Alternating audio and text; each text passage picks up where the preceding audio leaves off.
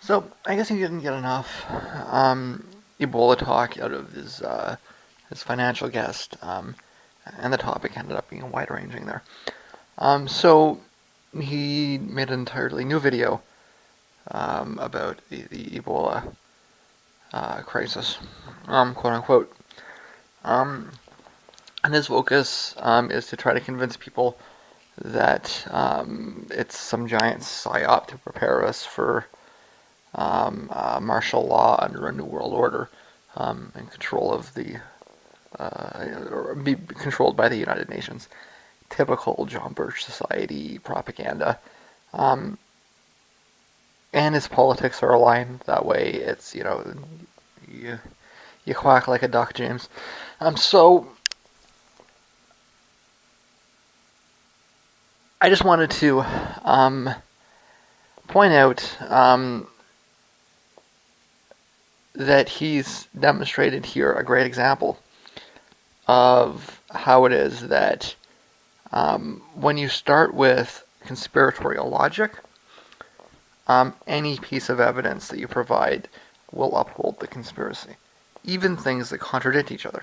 Right?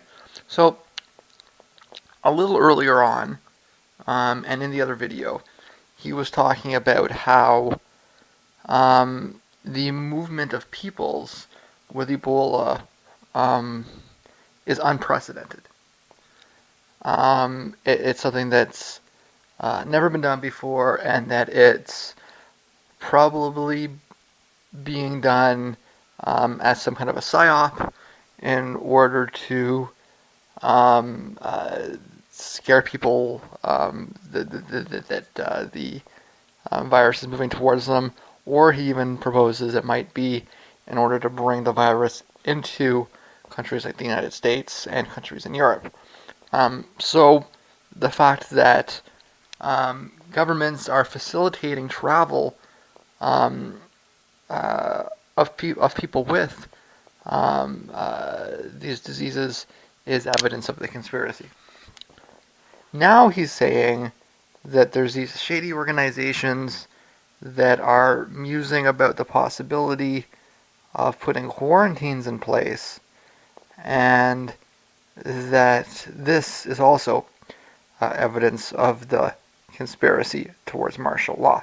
So when you see information regarding the preventing the flow of travelers, that upholds his theory. And when you see information about preventing the flow of travelers, then that also upholds his theory. Um, and it doesn't really matter what you say to him, he will find a way to make it make sense in the context of his theory, even when he's completely contradicting himself. Um, like I said at the beginning when I started this, these are the kinds of things that will drive, you know, uh, smart people that watch his videos insane. Just a complete lack of consistency on top of his politics.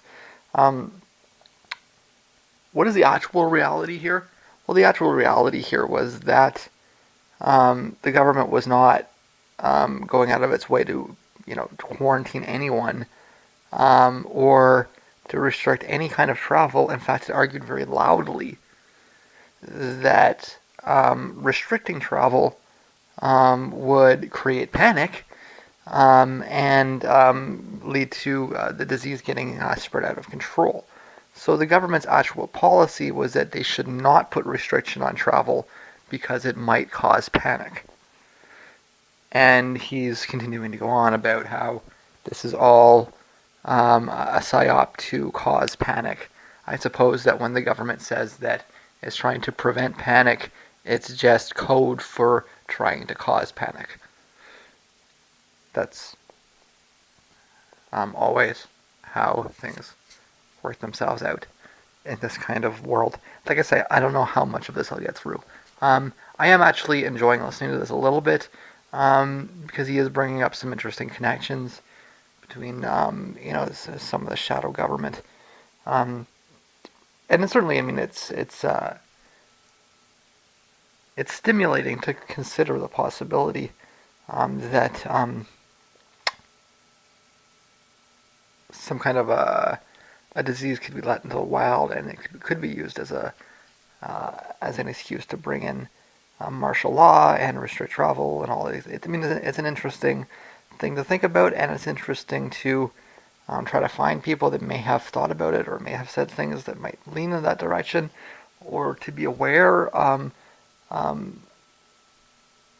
mean, it's certainly valuable to be proactive about these sorts of things and to be aware of anybody that might want to do that. Because, I mean, obviously, you or I don't want that to happen. Um, but the actual evidence in this circumstance is pretty much the exact opposite of what he's presenting. Like I say, not only did the government not restrict travel and go out of its way to try to cause panic, it actually went out of its way to have open travel and took a lot of heat in the media for it. The media was all over it. The media was yelling at it, close the borders. It was the media that was creating the panic. And the government was saying, no, we're not going to do this because it would create panic. It would make the situation worse.